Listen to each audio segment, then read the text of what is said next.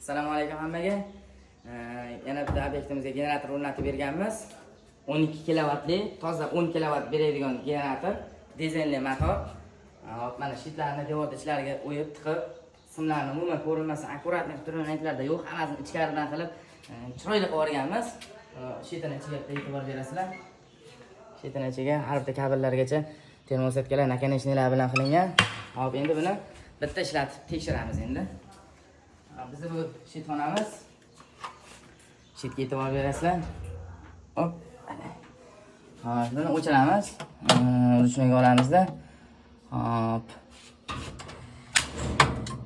O'chdi.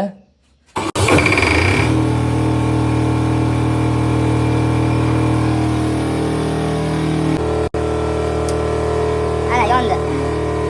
O'chirdi, hamma chiroqlarimiz yondi. Generator uchun alohida skachor qo'yganmiz, ya'ni mabodo generatorda tok ko'tarilib tushib ketib qolsa, bu himoya qiladi bu. Generatorlar uchun alohida bypass avtomatlar hamma narsalar hisobi qilingan. Hop, endi tarmoqda svetni keldi deb hisoblaymiz, yoqamiz ruchnoy. Hop, mana. Keldi.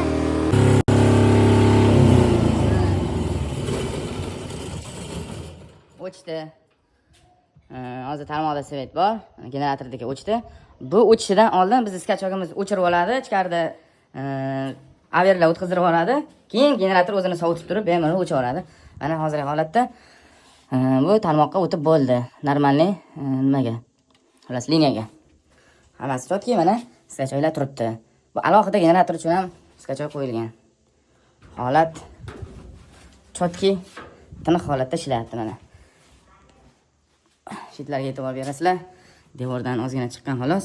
Kabellar alohida turbalarda, temir gofralarda bu generator bemalol 2 metr atrofiga o'ngachapga surilsa bo'ladi. Kabellar yetadi. Ana shu holatda bo'lgan. Kimga shunaqangi akkuratli, sifatli ishlar kerak bo'lsa, bemalol murojaat qilaverasizlar. Hammaga rahmat, sog' bo'linglar.